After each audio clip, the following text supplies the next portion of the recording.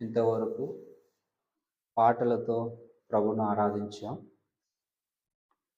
ప్రభువుని వాక్యం చూసుకొని మీకా గ్రంథము 6వ అధ్యాయము రండి.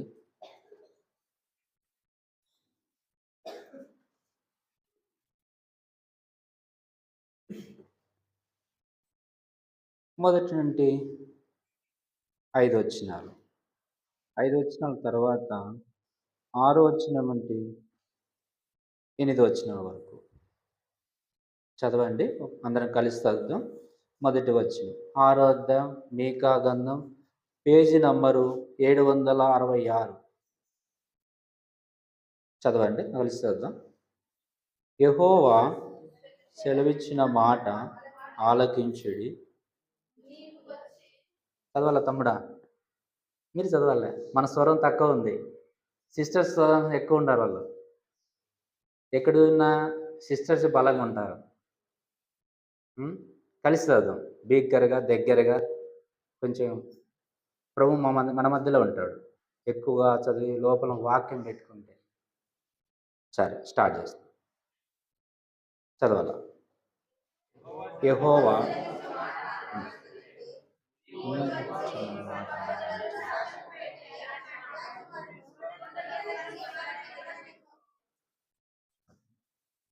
ఆరో వచనం, 6 అధ్యాయము 6 వచనం. ఏమి తీసుకొని వచ్చిన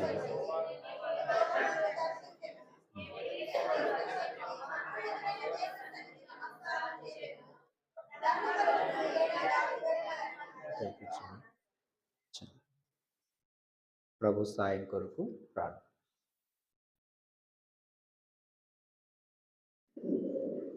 ప్రేమగల తండ్రి, మీ ప్రేమను బట్టి వందనాలు స్తోత్రాలు చెల్లించుకుంటున్నాం ప్రభువా.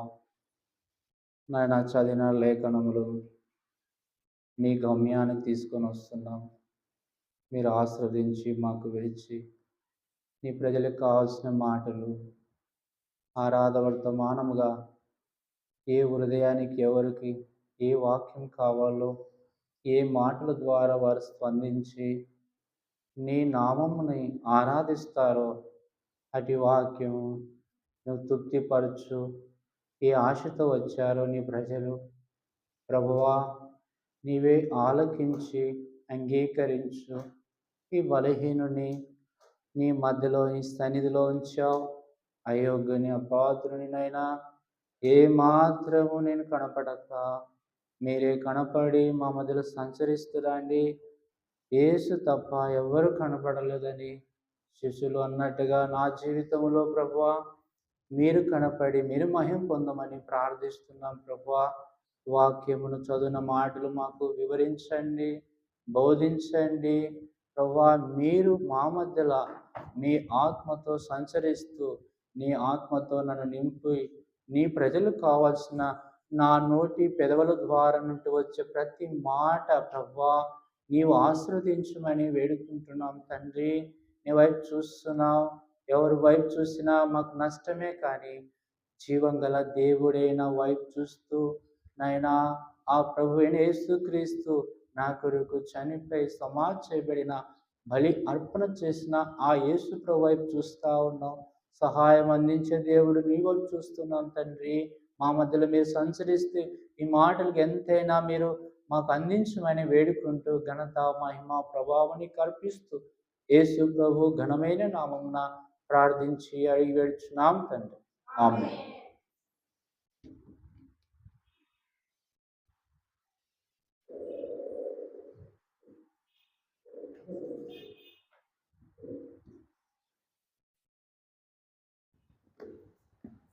రండి. మీకా గ్రంథంలో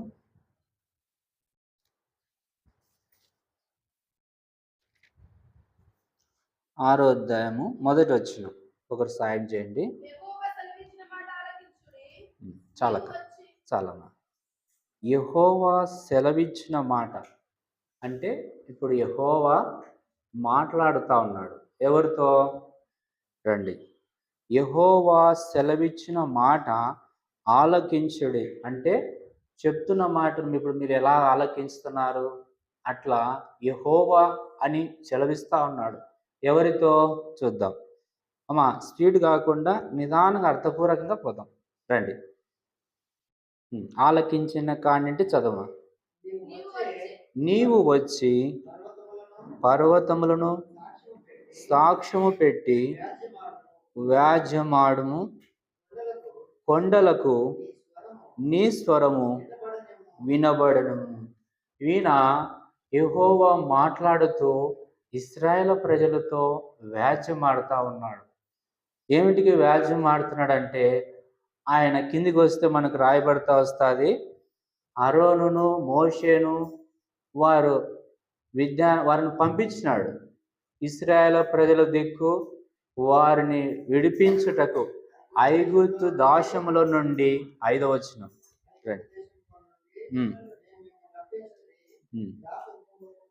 మిమ్మల్ని విమోచించి తిని మిమ్మల్ని నడిపించుటకు మోషే అరోనును మిద్యానును పంపించి చాలన. ఓకే, వారిని పంపిస్తూ వచ్చినాడు దేవుడు. అందుకు వారితో ఏం మాట్లాడుతున్నాడు? నా యెహోవా సెలవిచ్చిన మాట, యెహోవా సెలవిచ్చిన మాట మాట్లాడుతా ఉన్నాడు. ఆలకించుడి. అందుకే ఇశ్రాయేలు వాళ్ళతో ఏం చేస్తున్నాడు? వ్యాజ్యం ఆడుతూ ఉన్నాడు. అంతేకాదు, ఈ ఐగుప్తు నుండి ఎక్కడి నుండి వీరిని విడిపిస్తూ వచ్చినారని కొన్ని లేఖనాలు మనం చూస్తే రండి. నిర్గమ కాండములో 20వ అధ్యాయము, నిర్గమ కాండము 20వ అధ్యాయము 2వ వచనం. నీ దేవుడైన యెహోవాను నేనే దాసుల గృహము నుండి ఐగుప్తు దేశముల నుండి నిన్ను వెలుపలికి రప్పించి తిని. అంటే వారు వెలుపలికి అంటే ఇప్పుడు మనం మందిరంలో లోపల ఉన్నాం, వారు ఈ లోపల ఉండేది వాళ్ళకి ఐగుప్తు దేశంలో ఉన్నారు. మనల్ని ఏం చేస్తున్నాడు? ఇశ్రాయేలు ప్రజల్ని రప్పించినాడు. అంటే బయటికి దాసుని గృహం. దాసుడు అంటే ఎలాంటి పరిస్థితి అయితే మీకు పల్లెల్లో ఒక తెలిసి ఉంటుంది. మేము కూడా ఇక్కడే భోంచెరపల్లి గ్రామంలో ఉంటుంది, పుట్టి పెరిగినదంతా ఇక్కడే. ఎట్లంటే దాసుని గృహము అప్పుడు కరువు 1986, 82 చాలా కరువు. అప్పుడు ఏం చేస్తారంటే, ఒక యజమానుడు ఉన్నప్పుడు వాని కింద దాసుడుగా ఉంటాడు. ఎట్లా దాసుడుగా అంటే, వాడు పాడి పంట ఉండే విషయంలో వాడు కాపరి అంటే వాడు పనివాడుగా ఉంటాడు, దాసుడుగా ఉంటాడు. అంటే ఇన్ని సంవత్సరాలకి కొలువు చేయాలని అన్ని సంవత్సరాలు రాసి చెప్పుకుంటారు. అప్పుడు మాట మీద నిలబడతాండ్రి. 5 ఏళ్ళు 2 ఏళ్ళు నాకు అది ఏదో ఒక మాట అంటారు, అది మతికి రావట్లే. జీతగాడు, రైట్, జీతగాడుగా ఉంటుండ్రి. చాలా ఆశ్చర్యమవుతుంది. మా చిన్నాన్న కొడుకులు కూడా జీతగాలుగా ఉన్నారు. చాలా ఆశ్చర్యమైంది. దేవుని కృప బట్టి ఆ పనులు లేని టైంలో అట్లా పరిస్థితులు అయిపోయినాయి. చాలా అట్లా ఐగుప్తు దేశములో వీరు ఉన్నారు. ఎవరు? ఇశ్రాయేలు ప్రజలు ఉన్నారు. ఇశ్రాయేలు ప్రజలు వారు దేవునితో చెప్తున్నాడు దేవుడు, వారితో వ్యాజ్యం ఆడుతూ ఉన్నాడు. మీకా గ్రంథంలో మనం చూసినట్టుగా. రండి మళ్ళీ చదవన్న. అంటే చాలు, ఆయన తప్ప వేరే దేవుడు లేడు. నేనే మీ దేవుడు. ఏ దేవుడు ముఖ్యమో నేనే నా దేవుడు అంటున్నాడు. రండి నిర్గమం 2వ అధ్యాయము. యెహోవా చొప్పున ఐగుప్తు దేశంలో పెంచాడు. ఇలాగా ఇశ్రాయేలు వేలును 2 కాదు 3 కాదు లక్షించండి. వారు ఇక్కడ ఈ ఊరు ఉందనుకో, ఈ ఊరంతా రా అంటున్నాడు దేవుడు. వారు సమూహం, 1 2 కాదు. యేసు ప్రభు రక్తం కార్చినాడు. ఒక గ్రామానికి కాదు కదా, యేసు మానవుని కొరకు రక్తం కార్చినాడు. పిలుస్తున్నాడు, ఆహ్వానిస్తున్నాడు. ఆ కఠినమైన అన్నాడు.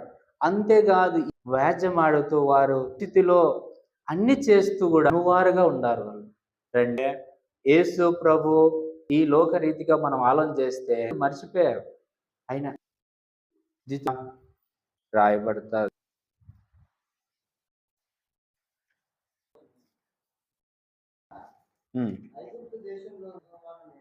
అదే దాసుని గురు నేను రప్పించిన నీ మన దేవుడు ఆయనే.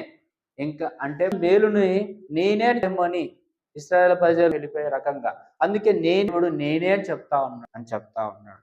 అట్లా గృహం నుండి మనల్ని పిలిచి 6వ అధ్యాయము 10వ వచనం. అబ్రహామును ఇస్సాకును ఇశ్రాయేల్ ప్రజలను యెహోవాకు ఇష్టమైంది. చేసినది ఎన్నటికీ దేవుడు మారడు. నేటికి ఇశ్రాయేల్ ప్రజల దగ్గరికి మోషే వెళ్ళినప్పుడు ఏమంటాడు? ఒక మాట ఉంది ఆయన, నేను అన్న కాటికి స్టార్ట్ అవుతాడు. ఫరో దగ్గరికి వెళ్తాడు. అనువాడను అని ఉన్నాడు ఆయన. ఆమోసు కూడా ఆమోసు 10వ వచనం. ఎక్కడుంటే ఐగుప్తు దేశం ఉంటే 40 సంవత్సరాలు మనకు తెలుసు. వారు ఏ వస్తువులో రాయబడతాది అనుకుంటామో చినిగిపోలేదంట. నెహెమ్యా ఎవరైనా జ్ఞాపకం అంటే చట్టెలు చినిగిపోలే, వారు నొప్పులు లేవే. ఆ అధ్యాయం చూస్తే నెహెమ్యా గ్రంథంలో సాయం చేయండి అంట. చాలా ఆశ్చర్యమైన కార్యం. మా సిస్టర్ అధ్యాయం ఎన్నిమా తీసుకోండి ఎవరనుక.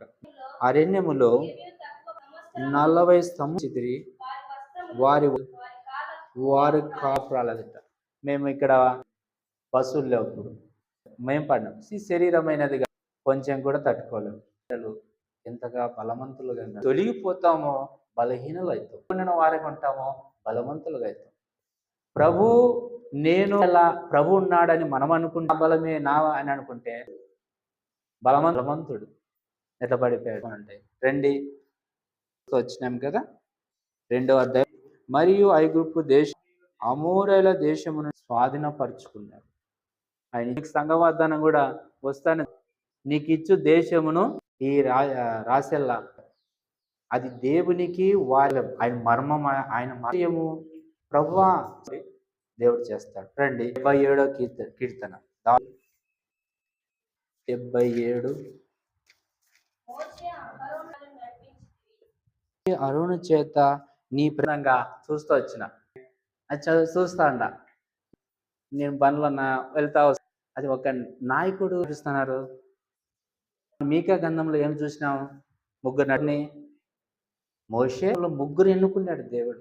అంత ఆశ్చర్యమైన ప్రేరేపించిన ఒక కుటుంబంలో ఉండాలా వాళ్ళకి స్వాస్థ్యం ఇస్తాడు. 2వ అధ్యాయంలో ఏముంది? మందగా ప్రభుని ఏమని ఆరాధిస్తాం. కొన్నటి సంఘముగా మన చేతితో వచ్చి ఆయన శరీరం పాలు పొందించగలం. ప్రభు అక్కడుండి రప్పించావు. ఏ స్థితిగతమైన జీవితంలో మీ అనుభవము భార్య భర్తల దగ్గర మరుగైనది, ఒక వ్యక్తిగత గురువు వారి దగ్గర, నీ బంధువుల దగ్గర సమస్య, ప్రభు ఈ విషయంలో విడిపించావు.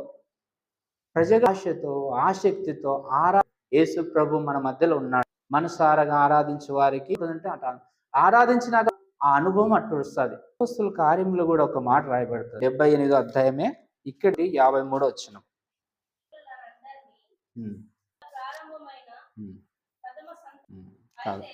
సారీ ఇక్కడ కూడా ఒక మంద 78 సరే రాశారా? దావీదు అది కూడా మాకు శిక్షే. అంటే మాతో మాట్లాడతాడు పడాల. మళ్ళా ఎంతమంది ముందరైనా సరికి వచ్చినాం కాబట్టి ఎట్లా సన్నిధి సంఘముగా మనం అపోస్తలుల కార్యం కూడా చూస్తాం. అపోస్తలుల 7వ అధ్యాయము 36వ వచనమా. చాలమ్మా. ఎట్లున్నారమ్మా? ఇతడు ఐగుప్తులో నుండి ఎర్ర సముద్రములో ఎట చేసినట్ట మహాత్య కార్యాలు జరిగినాయా?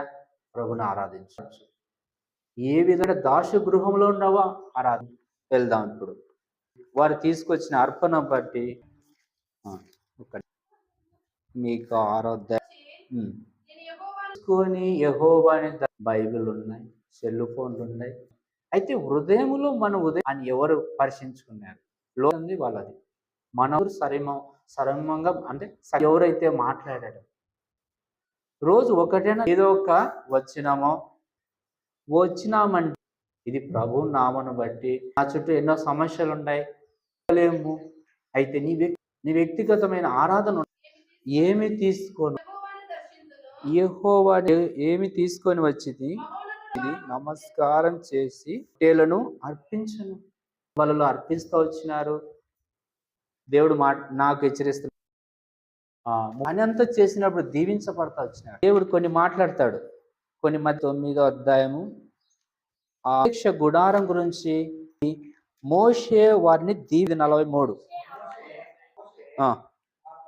యెహోవా ఆజ్ఞాపించిన చేసినట్టు గనుక దీవించ. ఎంత భాగ్యం కదా. ఎట్లుంటదంటే దీవించ, కానీ దేవుడు చేసి దేవుడు దీవిస్తా ఉన్నాడు. ఫాస్ట్గా వెళ్తున్నాను. మనల్ని దీవించిన ప్రేమలో ఏం తీసుకొని రావాలా? ఆయన ఆరాధన. మళ్ళీ మీకు అన్నం 7 పొట్టేలను వేలది సంతోషం చాలా. అది ఎట్లా రాయబడిచ్చినాడో కానీ ఆయన ఆరాధన పంపించినాక నేనే కదా అన్నట్టుగా ఆయన మాట్లాడచ్చు. ఈయన ఆరాధిస్తా వాళ్ళది పొట్టేలను చాలు. నదులు, దేవుని ప్రేమ కొలతేయలేము. ఎట్లంటే నదులు చేసిన కాదు. నదులు అంటే దేశమంతా తైలం. ఆ తైలం మన జీవితం లెక్కేసుకొని అబ్రహాము అర్పించాడు. అబ్రహాము ఎవరిని అర్పించాడు? ఆయన కోరుకున్న ఇస్తావా లేదా నమ్మలేదు. ఎంత బాగా అసలు నేనైతే తండ్రి అయినాడు. ఆయన ఎంత ఆశ్చర్యమైన కాదు. ఆయన బలమైనది. ఆయన గుడి మనమేమి కలం వేలాది. సరే రండి వచ్చినామా. 7వ మనుషులారా అది మనకు తెలియజేయబడతా ఉంది. ఆరాధించడంలో మీరు తెలుసుకోవాలా. రండి అలాగే చదవమా. ప్రేమ చూపటయు నీ దించునట్టయు నిన్ను అడుగుచున్నాడు అనుకోండి. ఏమిస్తాం? యవనస్తులు దేవుడు చాలా అడుగుతా ప్రభా డబ్బు అన్నాడంట. లోకమంతా కావాలని అడిగినాడంట. దురాశ దుఃఖం చేయటం అపేక్షమైతే జ్ఞానం ఐశ్వర్యం అడగలేదు. దుర్గం దీన మనసుని ఎదుట యెహోవా అడుగుతున్నది. ఆయన ఏమడిగాడా? నీ పొలం అడిగాడు. నా హృదయము పాడైపోయిన ఆయన యేసు కొరకు నా కొరకు రక్తం అంతా చేసిన ఆయన చేసిన గృహమును తీసివేయి. ఎంత లోకము ఐగుప్తు గందరగోళం ఇట్లా ఎంత కఠిన దేవుడు మమ్మల్ని నడిపించాడు. ఇంతగా ప్రేమించాలంటే భార్య భర్త